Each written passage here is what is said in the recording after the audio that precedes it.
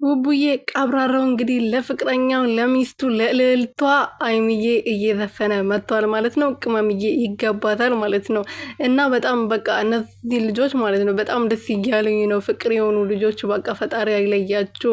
እንደምትመኙት 4 ልጆቻቸው በእጃቸው ይግቡ፣ ፈጣሪ ያሳቅፋቸው። እና ሰላም ሰላም ቤተሰብ እንዴት ናችሁ? ደህና ናቸው ወይ? እኔ ያለው ፈጣሪ ይመስገን። በያላችሁበት ሰላማችሁ ብዝት ትርፍርፍ ይበልልኝ የኔ ውድና ወርቅ የሆነው ቤተሰቦቼ። እንግዲህ ቡቡዬ ፍቅርና ኳስን አንድ ላይ እንግዲህ ያው ፍቅርና ኳስን አንድ ላይ እየገለጸ ይገኛል።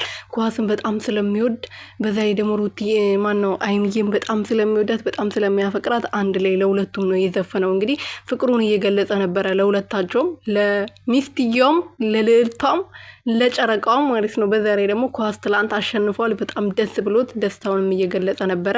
ሁሉም ነገር ይቆያል እንጂ በእጅ ይገባል። የሚወዱት የሚመኙት ነገር ከሁሉም ነጥዬ እኔ ወስጃለሁ፣ በእጅ አስገብቻለሁ፣ የኔ ብቻ ነሽ ብሏል እንግዲህ